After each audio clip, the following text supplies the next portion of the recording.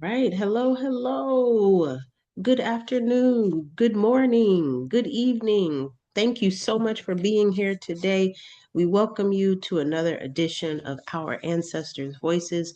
We are very happy that you are here with us today and very thankful that you have chose to invest some of your time with us today. As always, we start off the presentation by giving honor and acknowledgement of our Indigenous comrades for which the land we are on.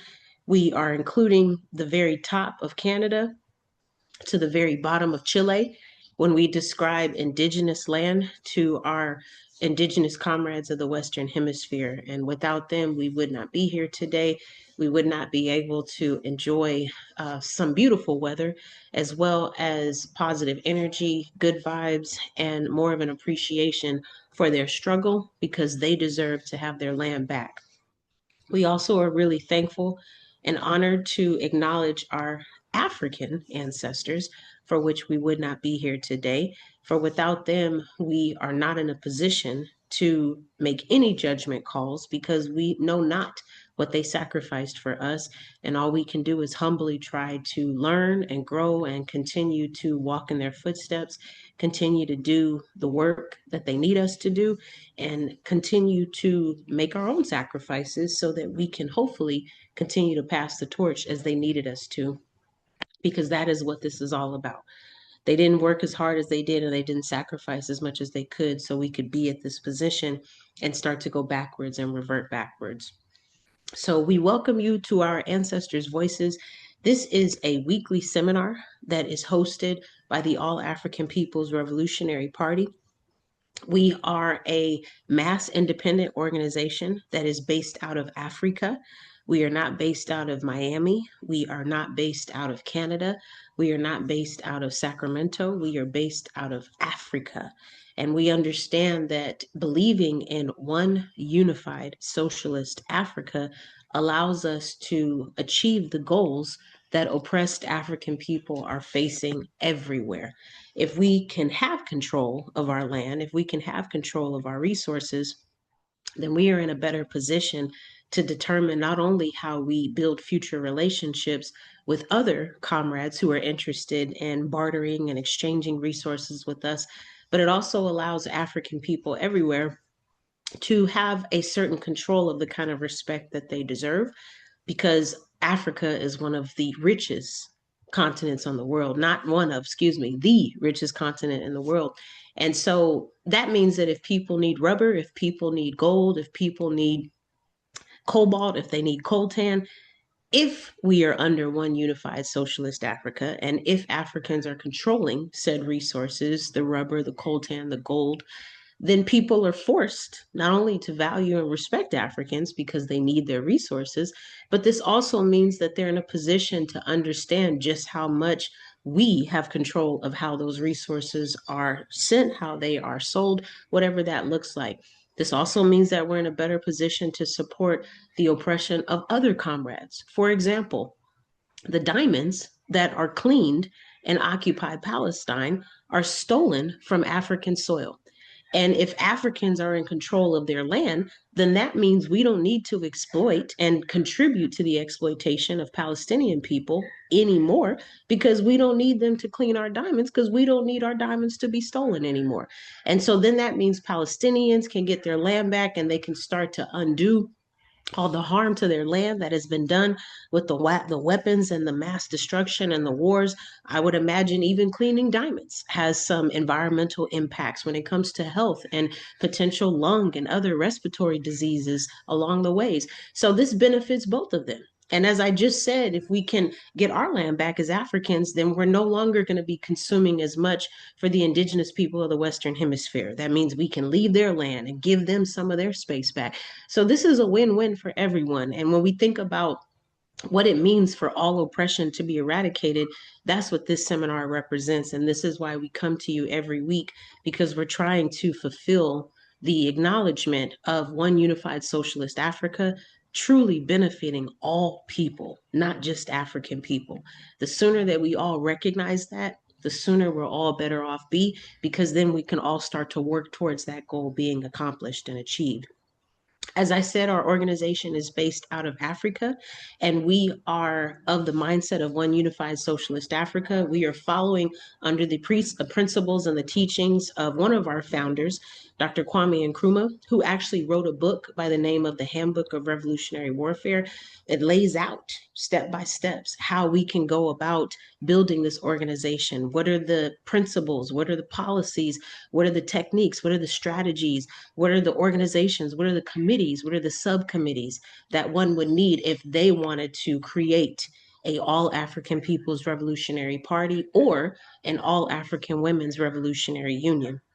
So we understand that without those co-founders and Nkrumah and Kwame Ture, other folks by the name of Amilcar Cabral and other folks like that, we wouldn't be in the position that we're in today. So we thank them so much for contributing greatly to the reason that we're all here today. And the last thing I'll say before I start the presentation is Our Ancestors' Voices is brought to you weekly by a comrade of the name of Ajamu Umi, who is a longtime organizer with the All African People's Revolutionary Party, also a supporter of the All African Women's Revolutionary Union. Ajamu has been organizing with the party going on 41 plus years, almost 42, if not this May, then next May. And I'm sure you'll clarify that, comrade. So thank you for your work and thank you for paving the way for me. My name is Shukura Umi. I am a daughter to Ajamu, and we have been doing this particular seminar every week for a very long time, since the COVID-19 pandemic. And we're not stopping anytime soon. We have no plans to stop. We are humbled to do this work. We are thankful to do this work. And we are grateful that you all are joining us each and every weekend to hear more about why these topics are so important.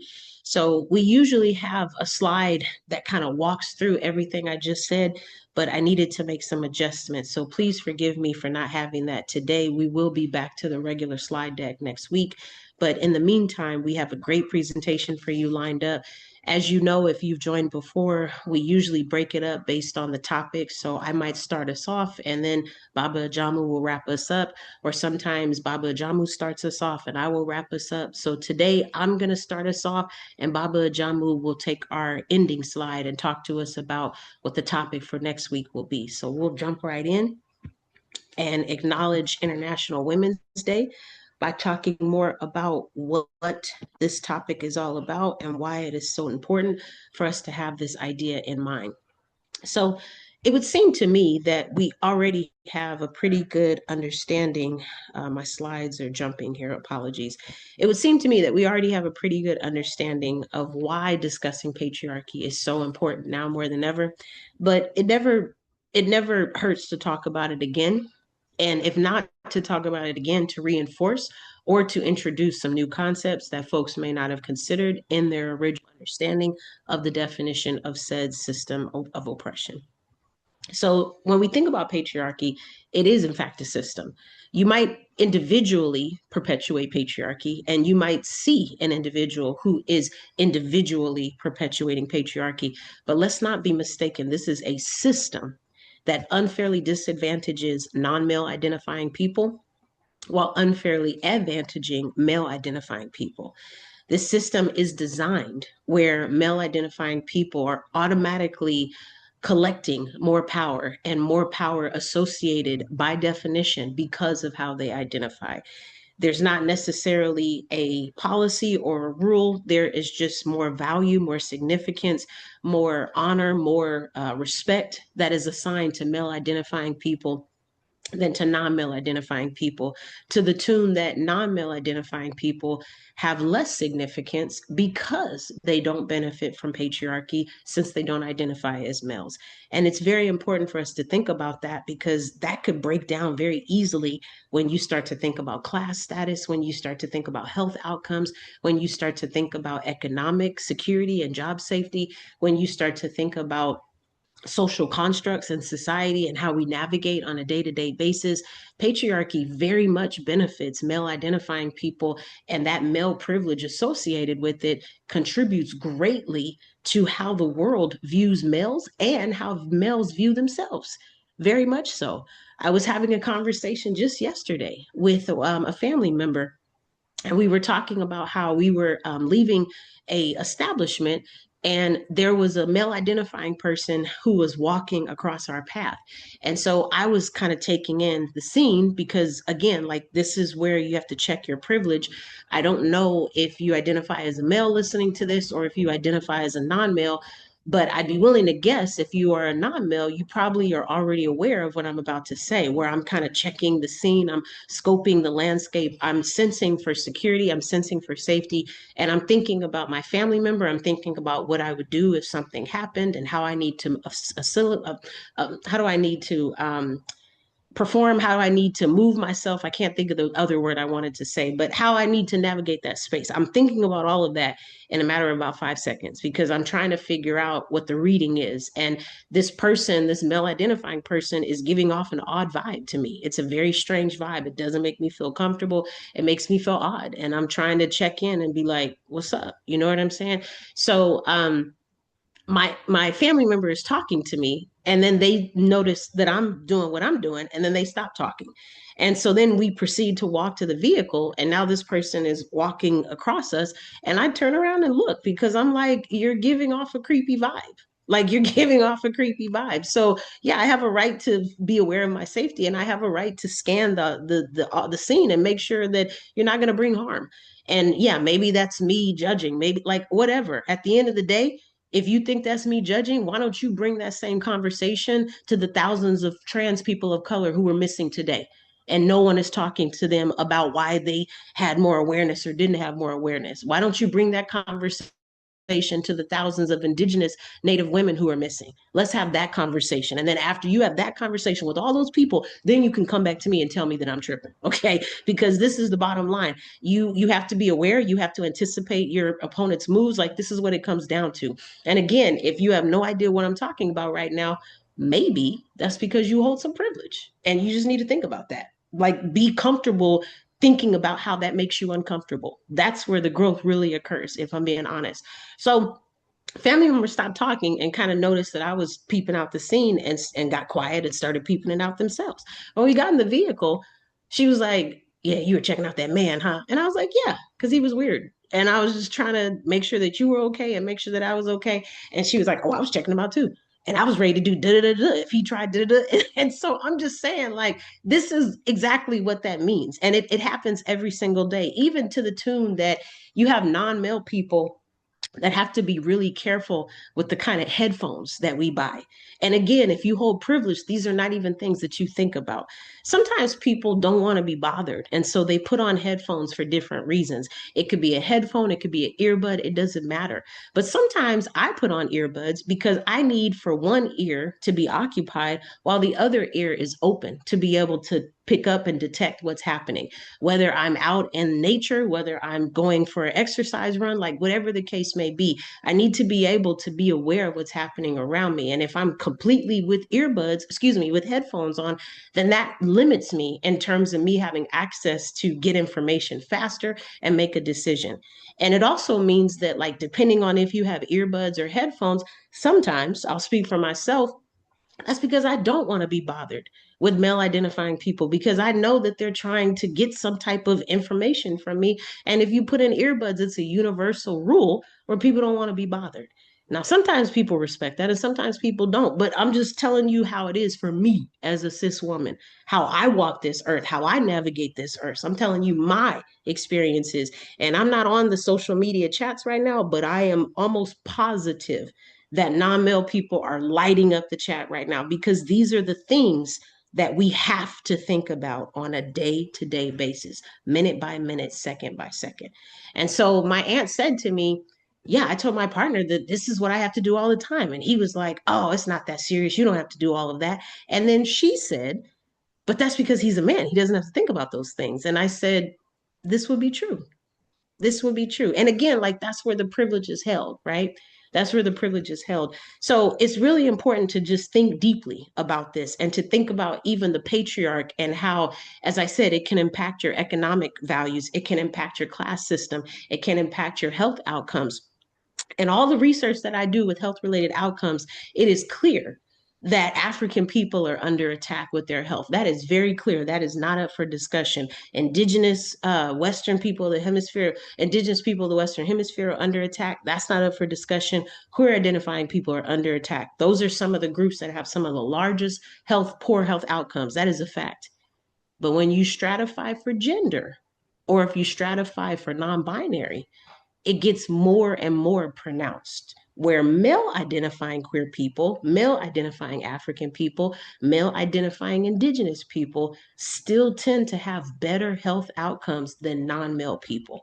Generally speaking, if we're talking specifically about prostate cancer, well, of course, that would be the anomaly, right? But if we're speaking generally, about heart health, if we're speaking generally about cancer rates, if we're speaking generally, okay, these are some of the things. And I argue patriarchy makes people sick. So, this is the question that we need to raise. This is the question. Toxic masculinity makes people sick. People suffering from sexism, they are more likely to be sick. And I'm not just talking about in environments and in public, I'm talking about even when you go to the hospital setting, the patriarch is there, the sexism is there. This is why you get gaslit when you tell the doctor what's wrong with you.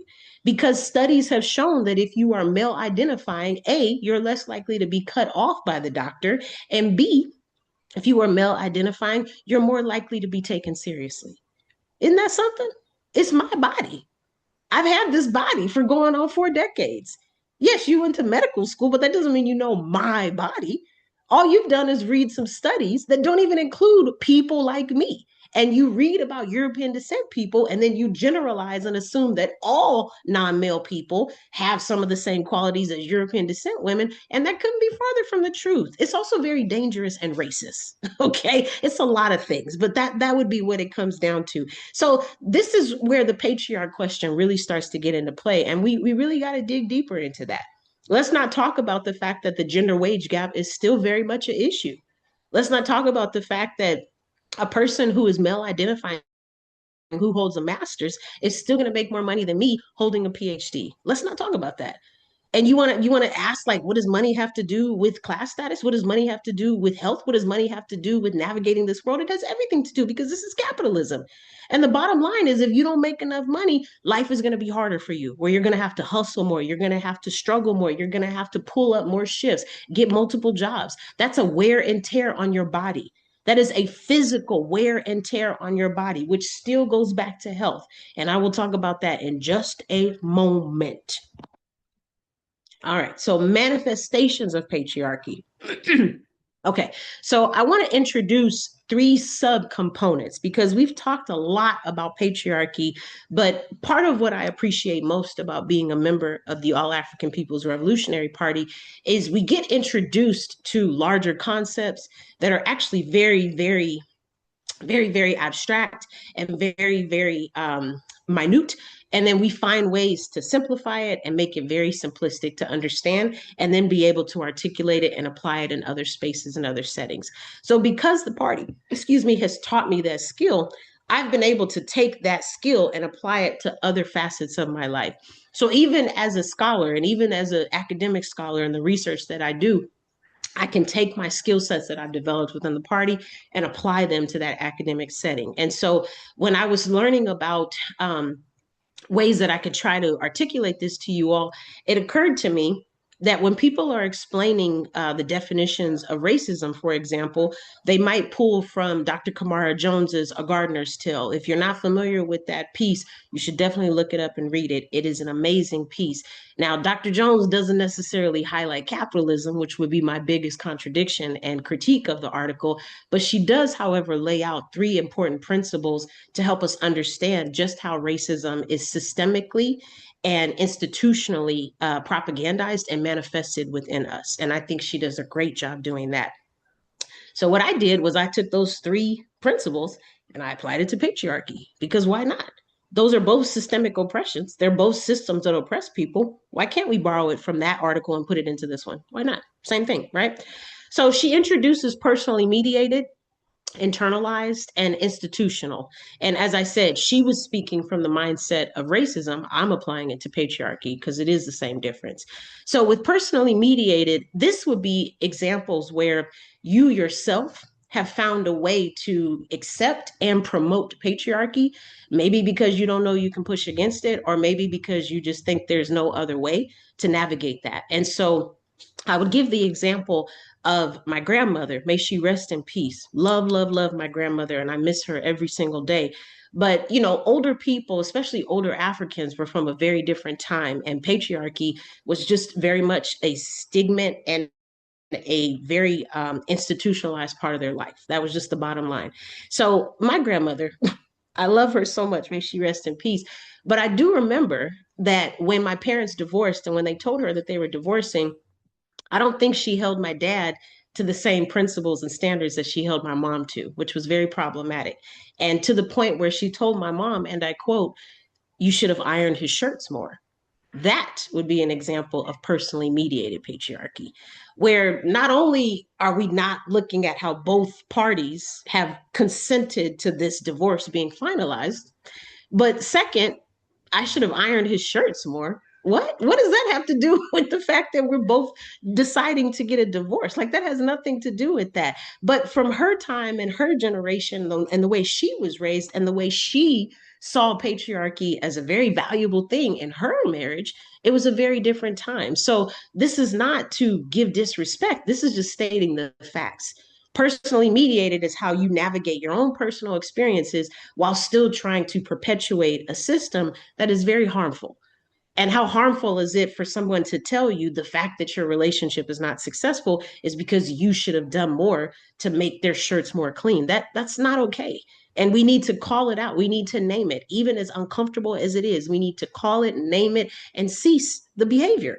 Stop perpetuating it. Stop enforcing it. Stop expecting people to iron your shirts, especially if you're not willing to do anything in the process of still contributing to the household.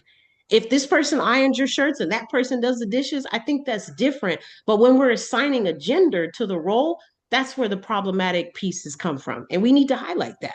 We need to name it and highlight it. Internalized patriarchy.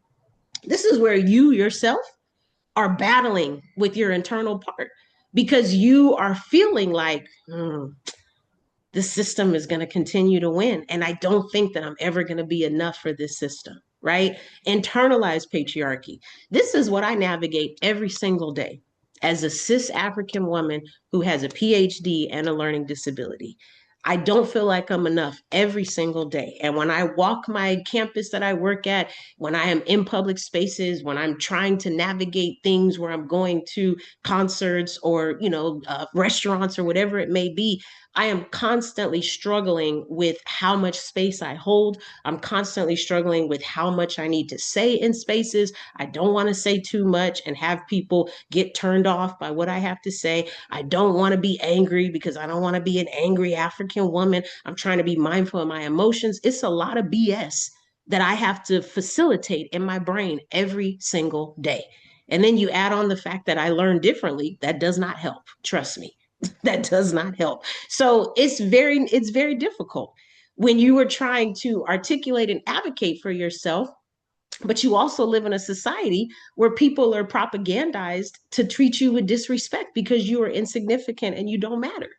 And that's just from a patriarchy standpoint. Don't let me speak about white supremacy. That's an extra layer. Don't let me speak about ableism. That's an extra layer. Don't let me speak about classism. That is an extra layer on top of what I just said about patriarchy.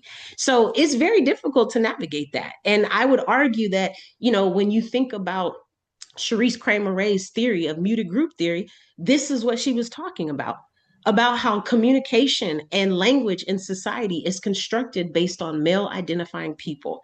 So when non-male identifying people are trying to communicate things in the world, they're having a harder time because people are less likely to understand them because they're not adopting the traditional ways that language has been socialized, that language has been accepted, that language has been practiced. And because we're introducing some new things, because I might say something differently from how Baba Ajamu says it, you are probably more likely to recognize how he is saying it, even if I just said it.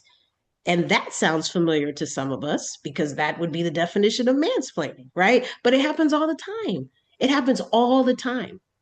Also, let's think about language for a second. Think about the word human. That's very exclusive. Think about the word height man, very exclusive because everybody doesn't identify as a man. I personally don't say the word you guys. I do not say that word because everybody that I'm speaking to may not identify as a guy. And these are all colonial terms, don't get me wrong, but I'm just saying, I'm just asking us to think more critically. Because if we're trying to be inclusive, then that should include us using inclusive language. That's all I'm saying. If we're really trying to be inclusive, that's what that means. So, this internal battle that I have with myself, this internalized patriarch, feeling like I'm not enough, the imposter syndrome, feeling like I'm not communicating enough, I'm not doing enough, I'm not all of this, that's all of that. And it boils down to a really ugly feeling at the end of the day. So we have to battle that with the ideas that, pushing against the capitalism, pushing against the patriarch, pushing against the white supremacy, and understanding that all of these systems are designed to kill us, essentially, and potentially to kill us physiologically, right? If we can stress people out, people of color, then our job is done. So, what does it mean for us to take control of that? What does it mean for us to take control ideologically and physically so that we can be in a better position to push against that, right? And then last but not least, institutionally.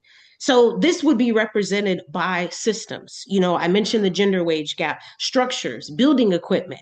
I think I mentioned this in a seminar many, many months ago, if not sooner. But I purchased a office chair many, many years ago when I was still living in Memphis, and I was assembling the office chair. And I kid you not, the instruction manual literally said, like step 6, it said, once you put the base of the chair on, you're going to need to lift the chair up.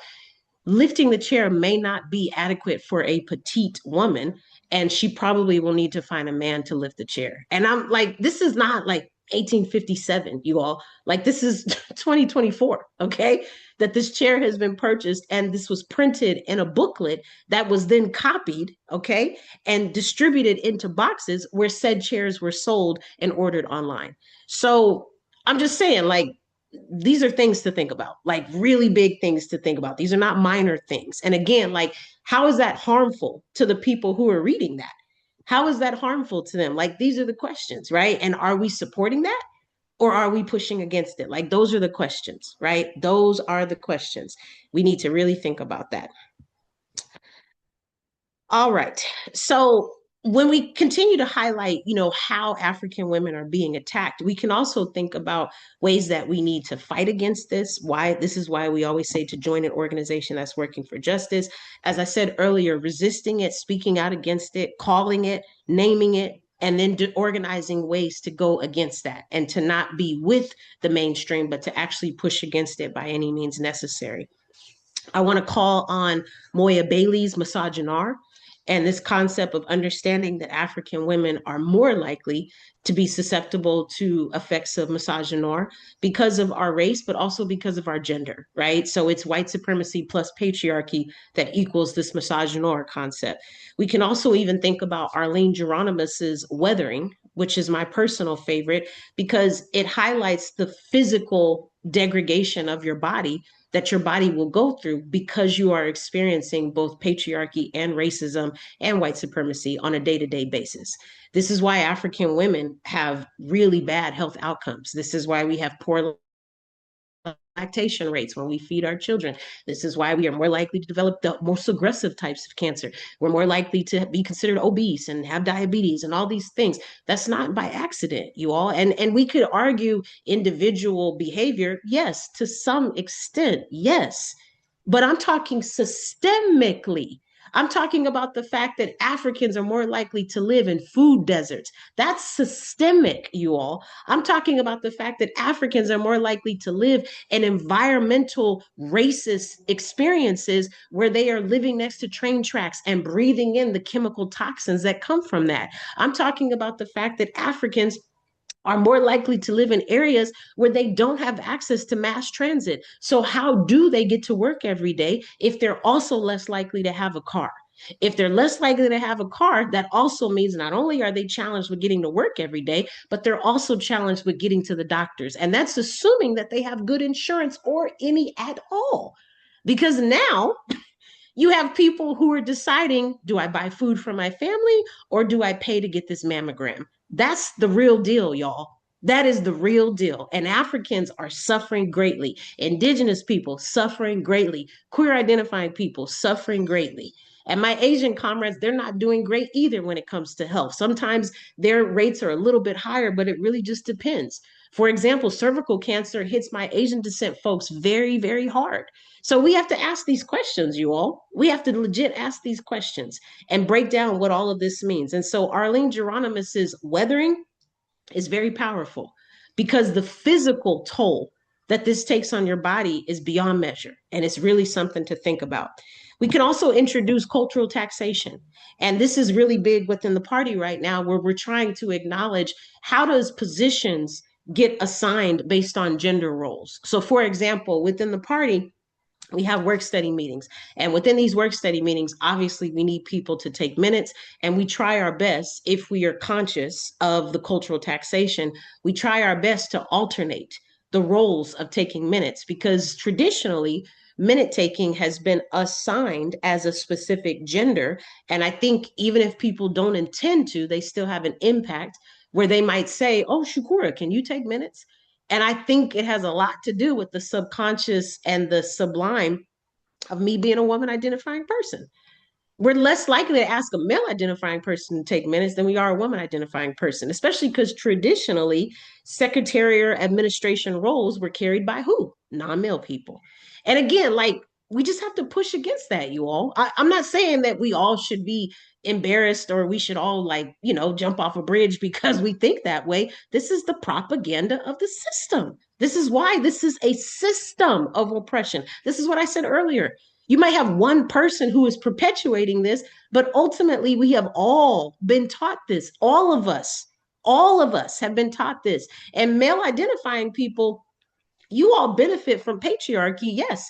But patriarchy also is a great attribute, a great contribution and attributes greatly to your poor mental health outcomes. If you want to really talk some knowledge right now, it attributes greatly to your mental health poor outcomes because the bottom line is patriarchy also designates that because you're a male identifying person, you should, bring home money for your family. You should bring home the bacon, right? So what happens when you lose your job?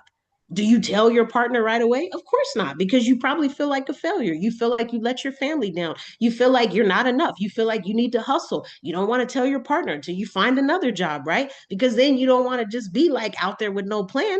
How harmful is that to your mental health? How harmful is that to your stress? How harmful is that to your blood pressure? Also, let's look at the system that has set it up for it to be like that because you didn't ask to lose your job that day. It just happened, right? Because you're no more important than all the other pawns that you're working with. Now, unless you own the company, but if you own the company, I strongly doubt you'd be listening to the seminar right now. Okay. So these are the things, you all. We got to dig deeper and we got to think. We have got to think. It is not illegal yet. We have got to think. We have got to use our brains. That's what they're there for. And they are muscles. We need to develop them and grow them and build them. That is what we need to do. This is why we need to increase our political education. That's on us, y'all. We need to do better with that. So that's how that comes down. And the cultural taxation is more powerful than you know. Being mindful of that. And you can even apply that to your personal life. You can apply that to your profession. How much cultural taxation is assumed? In my profession, working on a college campus, when I am asked to take on tasks, services, different things for students, I notice that there are more non-male people present than there are male identifying. Excuse me. Yeah, I said that right. There are more non-male people present than male identifying people. I just signed up for a professional development training that focuses on post-traumatic stress with online students. And it was a very small training, and it probably had about 15 people. There was one male identifying person who literally had he, him pronouns in the Zoom. That was the only reason I knew that. So as we were coming to these trainings, I'm just thinking to myself, everybody on campus got this email. So what is it that non-male people are signing up? Because we're more, crafted to be nurturers, and we're more crafted to be empathetic and take care. Yeah, but also that's BS if other people are not expected to do the same thing. And it's BS if other people are not expected to give us the same thing that we're giving back. This is exactly what Arlene Geronimus was talking about. The literal fatigue that we feel when we are giving, giving, giving, and it's not being reciprocated. That's messed up, yo. And Stephanie Erdang fighting two colonialisms, that's what she was talking about. That's messed up, and it's not okay. We can't expect non-male people to show up for us and to fight on the battles with us, as Thomas Sankara said, if they're going to have to battle when they get to their house, because domestic violence is another issue. I really need us to wake up, y'all. We need to wake up. Like, we need to wake up. Okay, this is what it comes down to, and it's really important that we understand that, especially when we dig a little bit deeper into how these attacks are harming African folks, African communities, and more importantly, this is stopping us from achieving our ultimate goal of getting one unified socialist Africa and getting control of our resources back. We can also start to think about how, Kwame Nkrumah, Dr. Kwame Nkrumah, one of our founders of this organization, said that the degree of a country's political education can best be measured by the education of its women. He didn't say that by accident, you all. Women identifying people and non-male people have access points, and we have privileges, and we have avenues, and we have ways to navigate things. We have ways to change communities. We have ways of enhancing people. We have ways of building families. We have ways of literally changing revolutions. Literally changing revolutions. I'll say it again. Literally changing revolutions. If you don't believe me, then look at what happened with Cuba with their socialist revolution. They acknowledged that the first thing they needed to do was educate everyone on the island. So they made sure to start teaching people how to read and write. They asked the children, because the children were already receiving that education. So they asked the children to travel the island and to teach every single person how to read and write. They organized which person was going east, which person was going west, which person was going with the group to the north, which person was going to the south. And by the time those children were done, by the time the teachers that they had also educated were done teaching everybody how to read, guess what that did for their economy? Now everyone knows how to read and write. So that means more people can apply for jobs. So their economy boosted, because now they didn't have to worry about not as many people working. If the economy boosted and more people were working, what does that do for their infrastructure? What does that do for their social norms? Now they have a social life. They can build a ballet so people can, they can build a theater so people can go to the ballet. They can build parks where people can walk their dogs and meet their partners and their lovers and just sit in the park and enjoy the day. They have people playing games on the beach. They have people exercising and running with running groups and stuff. All of this is because people have the money to invest it in the community. You have restaurants that are open until 11 p.m. at night because they know people are going to come and order, and they can count on that revenue coming in to build their business. That's not by accident, you all. That's by design, because according to Dr. Kwame Nkrumah, the degree of a country's political education can best be measured by the education of its women. And that is exactly what they did. They also didn't want women to stop working because of their personal responsibilities, not personal, because of their familial responsibilities. So, for example, another policy that they put in place that is written under the family code was that for women that live on the island, if they are working and let's say their work hours are 8 to 5 p.m. and they need to get groceries so that they can have dinner ready by 6 or whatever, they're in a bad position because they couldn't get to the grocery store in time and now the family is eating late. And so you had some people that were quitting their jobs. The government stepped in and said, no, we don't want people quitting their jobs. Let's organize a Cuban new and improved Instacart service. So now what they have is that working class women can leave their list at the grocery stores in the morning. And then when they get off work and they come back that afternoon, the food has already been pulled off the shelves. It's been packaged. It's been prepared in the bags. They can just pay really quickly and then take their groceries and go cook for their family. Way before Instacart even came up with this concept, Cuban people were already exercising this. And that's just one example that I could name. There's many, many more. That is just one example that I could name, even with communities that didn't have access to washing machines or dryers. So the community spoke to their representative, they spoke to their municipal representative. The representative then spoke to the other representatives of the other municipals, and they communicated to the government. The government gave them some money. They built a laundromat. I mean, this is what that looks like, you all. Because we understand, I'm saying we, like I'm a part of the Cuban Revolution, but I am. We understand that we can't afford for you not being able to do your laundry or you not being able to get your groceries. Again, patriarchal concepts. We can't afford for those things to interrupt the larger objection at hand, which is building a socialist system that works for people so that we can start to eradicate patriarchy behavior. We can start to eradicate racist behavior. We can start to eradicate homophobic behavior. Capitalist behavior has already been eradicated. And really, we can start to move towards a communist state. That is ultimately the goal. So we don't want people to still experience oppression in a socialist state because socialism is the bridge that's going to get us to communism. And we certainly don't want people to be oppressed under a communist state.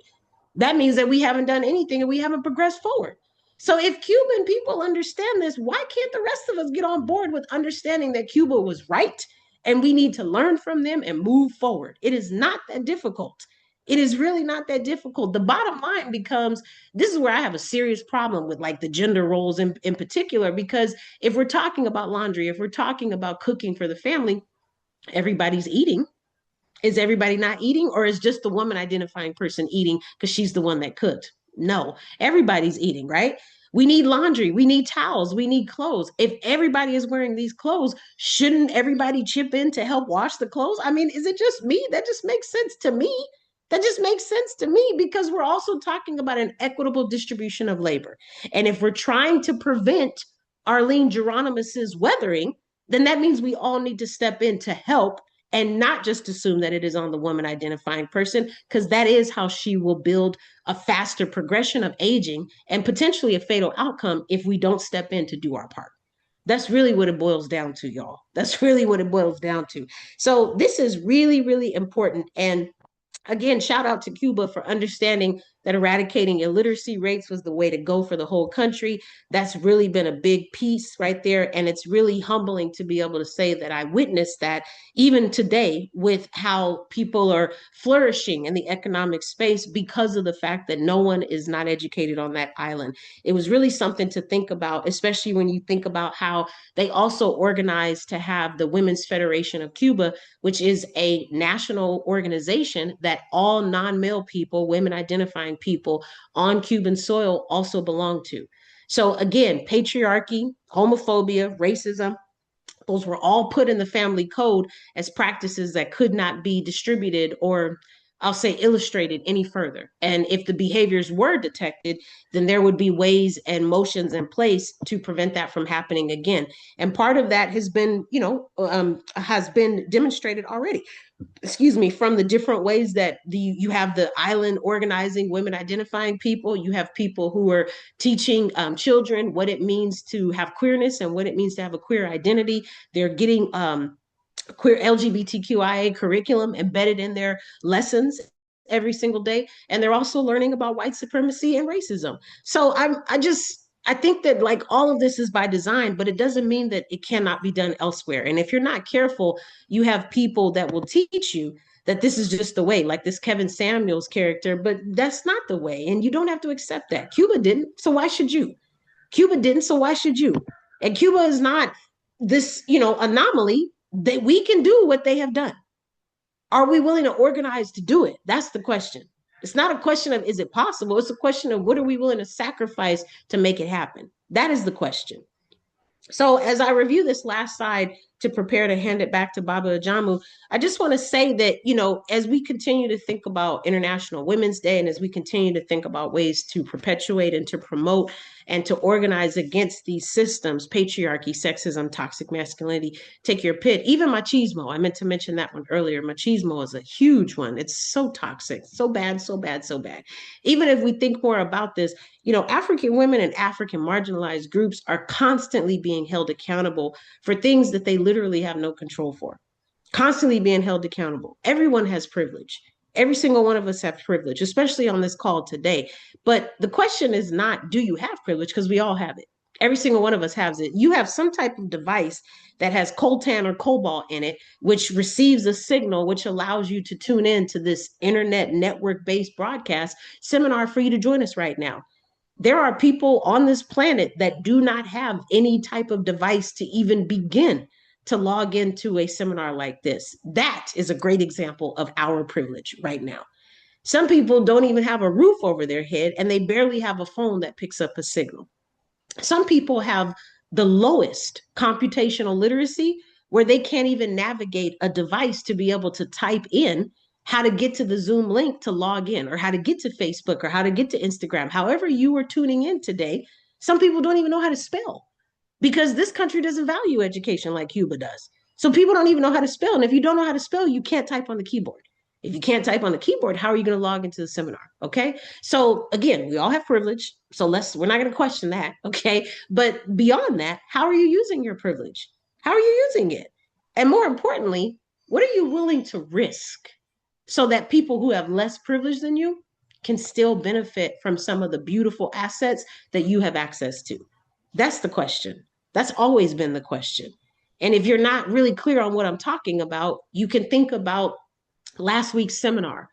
Auntie Marilyn Buck, she risked all of her privilege because she understood that the Black Liberation Army had a greater path for what was happening, and they were wrongly accused for crimes they did not commit.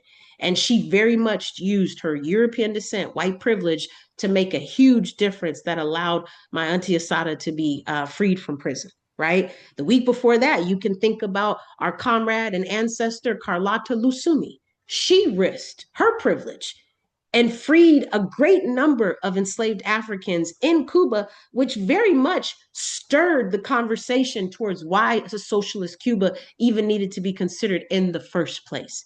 Because if you remember me saying when I gave one of my first report backs, I talked about our comrade Victor Drakey and how he was one of the first commanding officers for Ernesto Che Guevara, but he also fought in Algeria, he fought in the Congo. I mean, Victor Drakey fought in several different wars on African soil as a Cuban soldier because he understood the connection between Africa and Cuba. And Victor Drakey fought again with the socialist Cuban Revolution because he also understood that being an African on Cuban soil was very harmful because he experienced white supremacy before the socialist revolution. He experienced segregation. He couldn't go to certain hotels on the island. He talked about how he couldn't do certain things that more of the European Spaniard people could do. And he knew that something had to be changed. And this is why he fought with Fidel and why he fought with Ernesto. So my point is Carlotta Lusumi's, slave revolt that kind of made the trajectory towards the socialist revolution. And then you have Victor Drakey, who fought timeless and time and time and time and time again. You have people who are fighting, whether it was the Congo, whether it was Algeria. You have all these different people who are fighting, who are on Cuban soil, but fighting for the rights of African people. And then that brings us to Auntie Marilyn and so on and so forth. So the question becomes, all of these people had privilege. They all had privilege. You know what else they all had in common? They were all in organizations that were fighting for justice. And a lot of times when you're in an organization that is fighting for justice, that's also a level of privilege because you're going to get access to information that the United States capitalist government is not going to provide for you. They're going to make it very difficult, actually, for you to access said information. So, this is why you have to have political education, because you have to understand that you cannot trust what the US government is telling you. You should almost always assume that it is a lie. And you should also cross fact it and cross check it. And the best way to do that is to research from credible sources, from people who lived through these things and were able to write a book in the process. Whether you're reading Asada's autobiography, whether you're reading Kwame Ture's autobiography, you should definitely read Kwame Nkrumah's autobiography. Those are just some names that I would very much think would greatly benefit you to start you off. But there's countless resources out there. So the question is not, do you have privilege? It's what are you willing to risk? And every single one of these Africans was willing to risk it all because they wanted a better world for the rest of us. How humbling is that to just sit here and think about that? The fact that they didn't want you to struggle the way they did. The fact that they were willing to put everything on the line. Some of these folks never saw their families again, you all. Some of these folks left that day and they knew it would be the last time that they saw their families. We have to really honor that, you all. We have to hold space for that. They literally died so that we could live better. So we can't just come from that and then not continue that. It doesn't work like that because the future generation deserves even a better world than what we had. And we owe it to them, you all, because it's bigger than us. We owe it to them. Yes, we owe it to them. That's not up for discussion. Again, you stand on the shoulders of greatness and you don't think that's by accident. People sacrifice for you to be where you are today. They sacrifice for you to have the AC or the heat or whatever element you're in right now. They sacrifice so that you could have internet and be able to Zoom and join us on this seminar. Those are sacrifices, you all. That's not without question. So we have to ask ourselves, what does that boil down to and what does that look like? I'm speaking to male identifying people right now. You all need to understand what your role is in fighting. And if you're going to ask non male people to show up and to fight with you, you better be willing to fight for us too. I'm sick of this lopsided situation here. And again, to quote Thomas Sankara, it's not fair for you to expect me to show up on the battlefields with my AR-15 and I'm ready to go to battle with you to fight the European oppressor. But then when I get back to my house, you're still expecting me to cook and clean and raise the children and teach them and help them to grow. And you're doing nothing. That is unacceptable and it will not be tolerated anymore. Point blank. Unacceptable. Do better. Your African people deserve better. You deserve better. Your partner deserves better. Do better. That's unacceptable. If we want to prevent weathering, that's the first way that we can do that. Acknowledge your privilege and figure out how you can contribute so that you're not just perpetuating the cultural taxation once again. Join an organization that is working for justice and continue to increase your political education because we need you. And with that, I will pass it back to Baba Jam. Obrigada. That was an outstanding analysis. Shakur, thank you very much for that. I just hope people can sit with it and can act upon your, it's really like a call to action to me. So we can act upon it. The only bit of feedback I have is I think we should have AK-47s, not AR-15s. AR-15s are the guns produced from the imperialist countries like this one. That's where those are produced. AK-47s are considered the communist gun. And there are 4 times as many AK-47s in the world as there are AR-15s. They're more powerful. They operate under more restrictive conditions. You can go months without cleaning them, using them, and they still operate. So I would take an AK over an AR-15, but I think your presentation was absolutely fantastic. Thank you for that. And if you could go to the next slide, I'll close this out, please. And just while Shakur is hopefully moving us to that next slide, I'll just start. So next week, we definitely first want to encourage you to think about what you just heard over this last hour, especially if you're man identifying. We have so much work to do. And we have to do it, you all, and we can't do it through identity politics. We have to do it through political identity. Those are not the same thing. And we have to do it consistently, and we have to be willing to go up against conditions that would make things very uncomfortable for us, and that's how we make progress. So I hope that all of us consider that. And we want to ask you to join us next Sunday, April 5th. April 4th is the 58th commemoration of the assassination of Reverend Dr. Martin Luther King Jr. So we thought it was appropriate to talk about efforts to discredit Dr. King's legacy. These efforts have actually been going back since the 1960s, the mid 1960s, early 1960s, even. But they really have, with the access to social media today, they've really proliferated. And if you recall, you saw a lot of that when that fascist was shot in the neck and killed a few months ago, however long it was. I don't know. I don't pay attention to timelines with racist fascists. But whenever that happened, there were all these comments about he was this generation's Reverend Dr. Martin Luther King. I'm sure you heard some of that. And the reason why that was happening is because of these efforts to discredit King's legacy. So we're going to talk about these efforts going on today to discredit King's legacy. And the reason why we think it's appropriate for us to talk about that is because we're not adherents to Reverend Dr. Martin Luther King Jr. We don't, I say all the time, I don't agree with 5% of what he was talking about, but I respect the fact that he was a principled person in our struggle for liberation. He wasn't co-opted like these people are trying to claim. He wasn't selling us out like these people are trying to claim today. And a lot of and these people criticizing him, they're doing nothing to advance our struggles. So we're going to talk about that next week. We invite you to join us. And then the QR code in the upper left, the red and white one, there's a number of important information bits in there. So we ask you to go in there. Hood Communist blog is in there.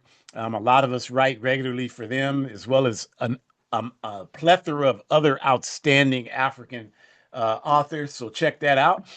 We have other AAPRP programs in there that you can become aware of if you're not and have access to listen to. So we encourage you to do that. And of course, the Forward Ever Shop, which is our store, if you will, that sells revolutionary literature clothing. So we ask you to support that. That's how we finance our work, particularly at home on the African continent. The core of our work happens there. So when you buy something from the Forward Ever shop, you're contributing to that work. So we ask you to do that. And that's a beautiful thing when you do buy these clothes. If you've already bought something, that's great. We appreciate it. Buy some more. If you've bought a couple of things, tell other people about it. When you have a birthday that you're buying gifts for, buy something with revolutionary literature on it and use that as a present. Continue to sustain. You don't just go to the supermarket once and never go again. You don't just go to the bar once. You don't go to the dispensary once and never go again. You continue to patronize those types of entities that are doing nothing to liberate our people. So have that same energy with organizations that are providing resources to help us get free. That's all. Don't sit back and say, well, I already did that. I ordered a hoodie, so I'm done with that. I mean, that's insane thinking. All right. And so we want to ask you to please do that. There's the All African Women's Revolutionary Union logo on the screen, and we want to acknowledge that. We didn't get a couple of them on here that we wanted. The report back on my trip to Azania, South Africa, Monday, April 6th. For those of you that are here in Sacramento area, we invite you to come out. It's at 2775 Cottage Way, like cottage cheese, 2775 Cottage Way, Unit 15. We're going to focus on three questions at that report back on our organizing trip. Number one, this discussion, another major social media discussion is yeah, I don't know nobody in Africa. They don't even like us in Africa. Blah blah blah. I'm ignorant as hell. Blah blah blah. So we're gonna have a discussion about that. I'm someone who has spent an awful lot of time in Africa, so I'm qualified to speak on this question from not just from an emotional standpoint, although that's certainly a major aspect of it, but also from a scientific and historical standpoint. So we're gonna talk about that. at the report back. We're also going to talk about the apartheid system. What does it look like in 2026 and beyond? Did it end in 1994? We say no. And we're going to explain to you why we say that in clear terms. And then finally, we always talk about Pan Africanism. What does it look like on the ground in Africa? That's the reason why I go to Africa. I don't go to be a tourist, I go to participate in work that our organization is doing there. So I want to show you that so you can see it, so you can understand that this is when we say Pan Africanism, it's not just an idea in our head, it's not just a hope. It's not just a dream, it's actual on the ground work that is happening that you will never see on CNN and CIA networks. You will never see that. So we're going to talk about those three things. So if you're in Sacramento, you should come. And if you're not, and you know people in this area, you should tell them about it. Again, Monday, April 6th, a week from tomorrow, 6 to 8 p.m., 2775 Cottage Way, Unit 15. 2775 Cottage Way, Unit 15. Most where you live, wherever you are, you don't have events like this. This is a very good event for people to participate in. So please, please, please help us spread the word. Also, the self-defense class that happens every Thursday night here happens every Thursday. We have political education. We exercise your mind and your body. So we don't have the flyer up, but I'm going to tell you about it. It's at the same location, Thursdays from 6 to 8 p.m. Pacific time. It's at the same location, 2775 Cottage Way, Unit 15, 2775 Cottage Way, like cottage cheese, Unit 15. So come on out. And again, if you're not in Sacramento, tell people that are here. And if you are, you should come. It's a great way to exercise your mind and body, learn techniques that can save your life. I don't want to see these, oh, they attacked me. I didn't know. I was shocked. No, you shouldn't be shocked. It happens every damn day. You don't be shocked. Get prepared. Get organized so that when it happens to you, you can put them down. You can put them in their grave if that's where they need to be.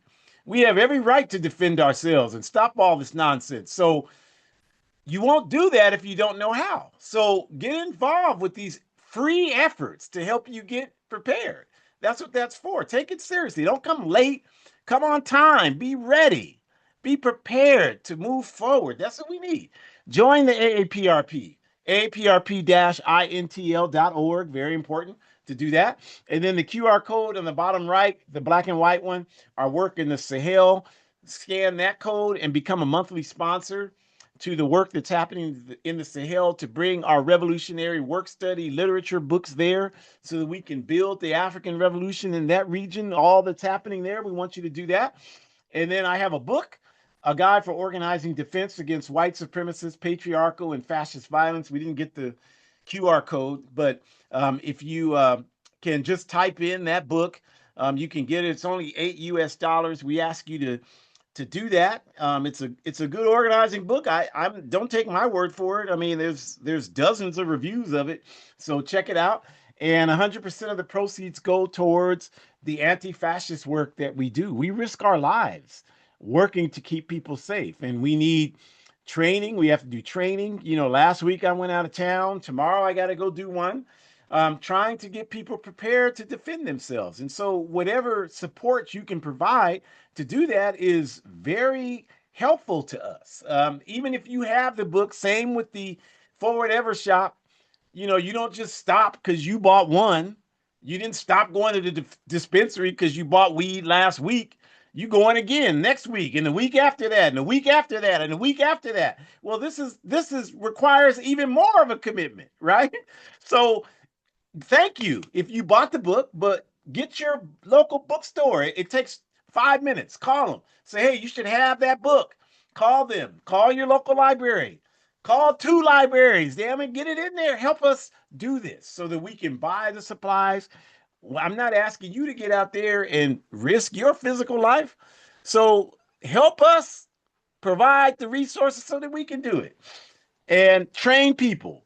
Because if we have better capacity to do that, then you don't have to get out there. And you can continue just flapping your gums about what you're going to do while we're doing it because you're helping us do it. And I'll accept that if that's what it has to be. Thank you. So, forward ever, we hope to see you next week. We ask you to do something nice for yourself, take care of yourself, but be strong, be committed, I don't know if anybody told you this, but we are winning. Forward ever.